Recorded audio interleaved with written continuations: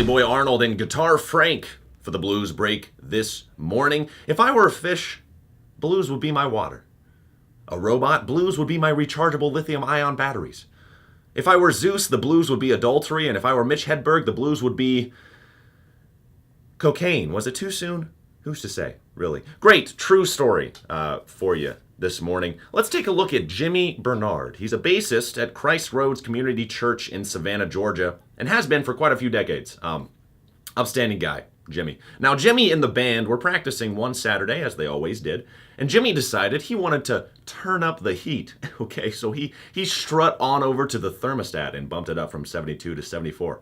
Then he decided he wanted to turn up the heat, and he walked over to his amp and was reaching for the volume knob when he noticed something a little strange. The power cable for the amp wasn't plugged in.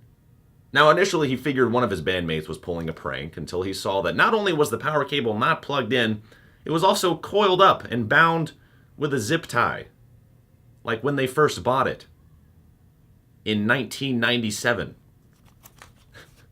Jimmy came to a couple realizations at this moment. Number one, he had not been heard on stage in 20 years. And number two, no one had noticed. No wonder the bassist never gets the girl, he thought to himself. I mean, just look at Kevin Jonas. Jimmy, if you're listening, tune in to The Juke. It's the show that airs every Sunday right here on WMSV from 6 p.m. to midnight. It's blues music, blues that reminds you to plug in your appliances, folks. Whether it be an amp, a toaster, life support, nothing but good can happen from that. We got the new pornographers coming up next. It's high ticket attractions. I'm Brock St. Clair. This is WMSV.